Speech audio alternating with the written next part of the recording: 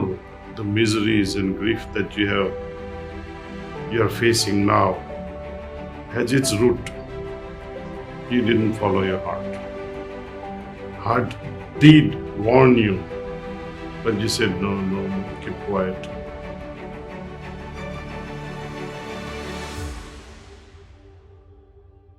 Idea in our heartfulness way of meditation that we need to balance spiritual and material life. Balancing does not mean spending time equally. And also balancing does not mean that when you make $100,000, how much spiritual wealth are you going to balance it with?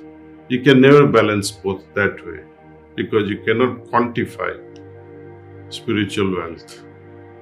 Years of my struggle in trying to understand this very fundamental thing, that how to balance and fly like a bird with two wings, equally supportive. I see it's a futile exercise. I would have argued and discussed in detail with Daaji Maharaj that this idea of balancing, it doesn't satisfy my heart. It's great. I mean, it's really good to convince when you're giving a talk to public who are trying to meditate for the first time in their life and those who are not exposed to spirituality, in order to bring it to their attention that spiritual life is also important. We can give these examples. But when you come down to a real fundamental practical life, and when we try to percolate this, allow this meditative state to percolate in our day-to-day activities, that is the beginning of integration of spiritual life and material life. And while integration, what I mean is you are not differentiating. Whatsoever you do, it's spiritual dancing.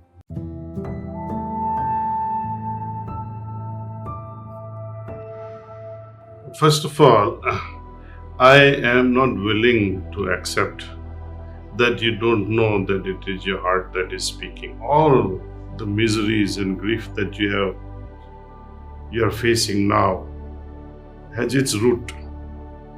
You didn't follow your heart. Heart did warn you, but you said no, no, no, keep quiet. I have to do this. This is important. But heart says, no, don't do it. And when you override the vetoing heart, then you always regret. So I shouldn't have done it. So I have difficulty in believing that people don't know what heart is saying. You have already made up your mind that I want to do this, and at any cost you want to suppress the tiny little voice of your heart. And when you keep suppressing this voice time and again, events after events, then too it does not stop saying.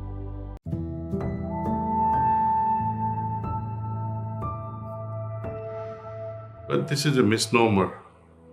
We are all human beings. When my mother has a cancer, or my father is on a deathbed because of whatever disease, naturally I'll be affected. Naturally I'll be worried. Naturally I'll go crazy. Do you want to feel good about it? I don't wish it that either.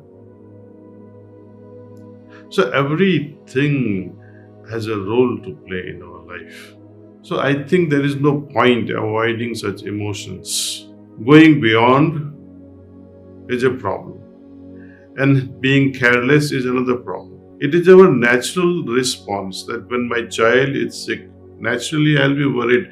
If I am not worried, what will happen? Then I will not worry about calling a doctor and take the right help, isn't it? That is one extreme side of it.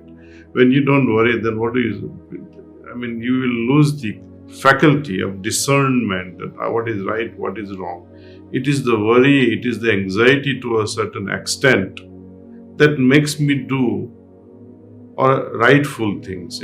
Imagine a student preparing for exams, very critical exam, and say, oh, I'm not worried about my exam and I don't care, I don't have anxiety for my exams. He will not study, and as a result, the results will be terrible. So, stress or anxiety to a certain extent is helpful actually. They are like, doorbells, like alarm clock.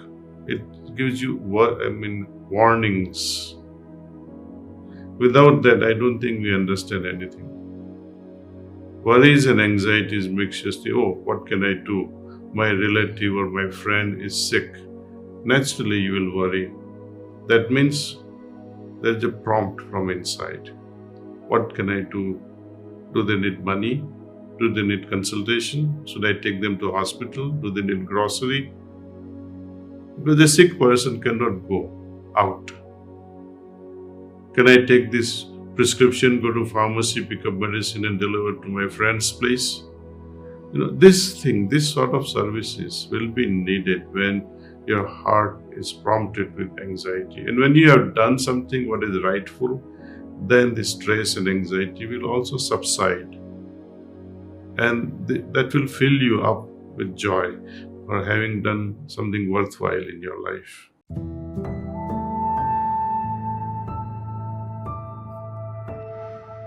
Baffled and puzzled by this idea of sustainable kindness.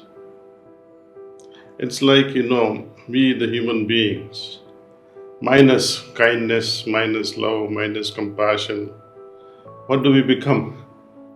Nothing, right? We can be called inhuman without these qualities. This afternoon when I was discussing with my friend, then I asked him a question. Would you be kind to your son and serve him dinner and serve him breakfast as a father or as a mother?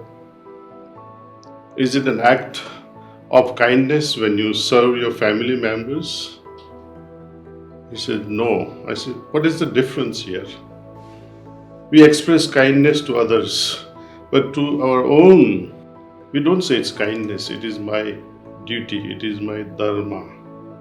So it is precisely when we have moved away from the duty and we start talking of dharma that we make efforts in being kind. I like you to refer you to this dialogue between Raja Janak and the great sage Astavakra. The very first question he poses to this very great sage, the king asks 3 questions. Number 1 is how to acquire higher knowledge, Brahma Vidya. Second question he asks, how to detach myself. And third question he asks, how to arrive at a state of liberation. Sage Astavakra replies very kindly and says, Rajan, if you want these things, abandon Vishaya as Visham, means all these sensuals, hankering, fulfillment, treat them as Visham, means poison. And embrace Satyam, Ahimsa, Arjava, Daya. When I refer to this word Daya, it's kindness, it's compassion. See? That without kindness in our heart, I think we can go nowhere. Kindness is not a verb like, love is something that we use often as a state of being as well as an act of love. Kindness, you cannot say kinding or kinded or things like that. See, it is always a state of being, that being in a state of this kindness. How to arrive at that? I don't think we have to worry about how to arrive at it. We are already having this quality in us all the time. Exercise your will and display it. In the management world, what happens? I give a real example from my pharmacy days. We operated a chain of drug stores in New York City and surrounding area. And we used to have a services called shoppers service. We used to have about a dozen people going from one shop to another shop. They were kind of mystery shoppers. They would stand in front of our drugstores even before drugstores were open. They'll monitor at what time they opened, when they enter the store, how you are greeted. When they give money to the cashier, was it properly counted for? Was it acknowledged? Did you get the right change? Did you try to tempt them to give you something for free? How is the ambience when you entered the store? Things like that. So multiple level they used to scan. And one day, one of the mystery shopper brought it to my attention that in this particular store, such and such a cashier is not being honest with you. So we interrogated that person, and he had sold $32 worth of a Marlboro cartoon. He gave the cigarettes, but he did not ring in the register.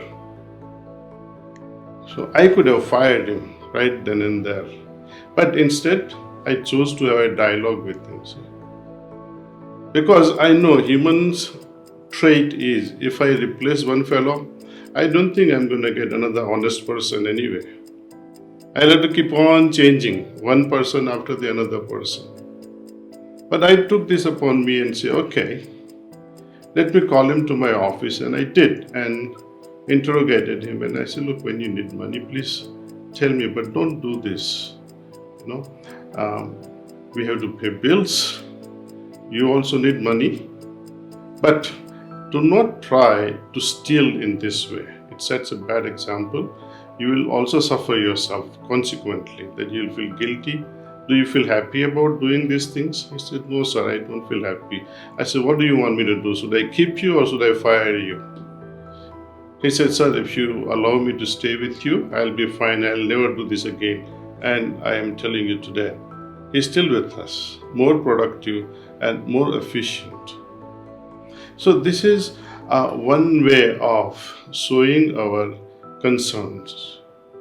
People may call it kindness, people may call whatever names you like to call it. Being good to others.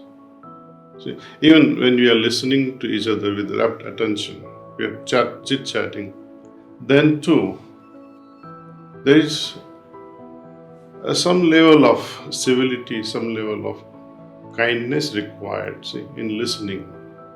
When we listen with kindness, when we listen with compassion, when we listen with rapt attention, it's not only we are fulfilling ourselves, but we are respecting the other.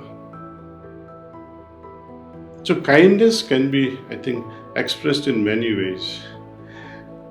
Instead of benefiting the other, I think kindness showers upon myself in greater doses than the other person receiving the blessings.